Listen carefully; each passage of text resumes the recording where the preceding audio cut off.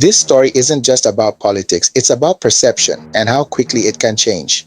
In just a few years, something unexpected has happened in the United States. Public opinion toward Israel, once deeply rooted and bipartisan, has begun to shift. And not slowly, but dramatically.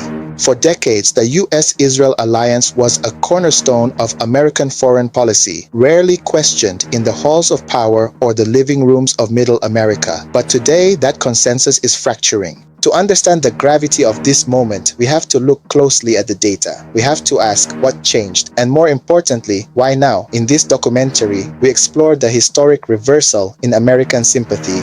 Polls from major outlets like CNN show a clear trend. Support is declining across multiple groups: young voters, moderate conservatives, and even parts of the traditional Republican base. In October 2023, immediately following the Hamas attacks, public opinion favored Israel by a 48-point margin. But by late 2024, that balance had flipped in a way we've never seen before. Among Democrats, the shift is most dramatic. In 2023, the party leaned toward Israel by 26 points. By the following year, that reversed to a 46-point lead for Palestinians, a staggering 72-point swing. For the first time in over 4 decades of polling, more Americans expressed sympathy for Palestinians than for Israelis. Only about 23% believe Israel's military actions in Gaza are fully justified. The faces of the conflict are also losing their luster. Prime Minister Benjamin Netanyahu's favorability has seen a precipitous drop. His net favorability fell from plus 13 in 2019 to minus 23 in late 2024. Among younger voters under 35, he is rated at a shocking minus 53. Nearly 60% of Americans now hold an unfavorable view of the Israeli government as a whole. This isn't just policy, it's personal. The most defining characteristic of this shift is the age gap. Gallup data shows that favorable views of Israel among adults aged 18 to 34 plummeted from 64% to just 38% in a single year. Younger Americans across the political spectrum are prioritizing Palestinian rights. Among those under 30, 47% of Democrats sympathize more with Palestinians, compared to only 7% for Israelis. This disillusionment runs deep. A January 2024 Economist and YouGov poll revealed that 35% of all Americans believed Israel was committing genocide, with that number rising significantly among younger demographics. Even within the GOP, the divide is appearing. While Republicans over 50 favor Israel by a 66-point margin, that lead drops to 25 points among Republicans under 50.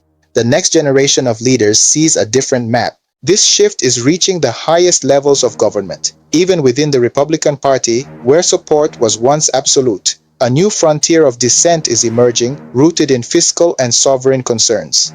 Representative Thomas Massie has become a focal point of this change. His stance is a blend of fiscal conservatism and non-interventionism that challenges the neoconservative consensus. Massie famously noted that Israel has a lower debt-to-GDP ratio than the United States. He argues they should buy and build their own weapons rather than relying on American taxpayers during a debt crisis. Despite a $300,000 attack ad campaign from AIPAC, Massie won his 2024 primary with 75% of the vote. His America First skepticism of foreign aid is resonating with a base that used to be unreachable. Massie's opposition isn't just fiscal. Following strikes in Lebanon, he posted videos of civilian targets being destroyed, stating that American taxpayers should not be funding such actions. The debate is no longer just about alliance. So why is this happening? To understand this, we have to look beyond politics and into something far more powerful: images, videos, and the raw, unfiltered reality of modern war. The conflict between Israel and Gaza, especially after the events of October 7th, has been the most documented war in history. Unlike past conflicts, this one is unfolding in real time on smartphones. Scenes of destruction and humanitarian crises have spread faster than any official narrative. For many Americans, especially younger generations, these images shape perception more than political alliances ever could.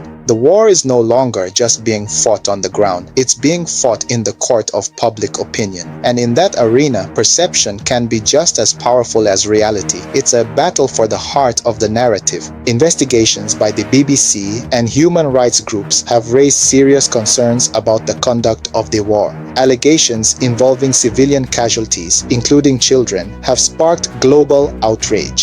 While Israel maintains it is responding to the horrific attacks of October 7, an event that shocked the world, the scale of the response has led many to question if it has gone too far. The numbers are telling. Two narratives, two realities, and millions of people trying to make sense of both.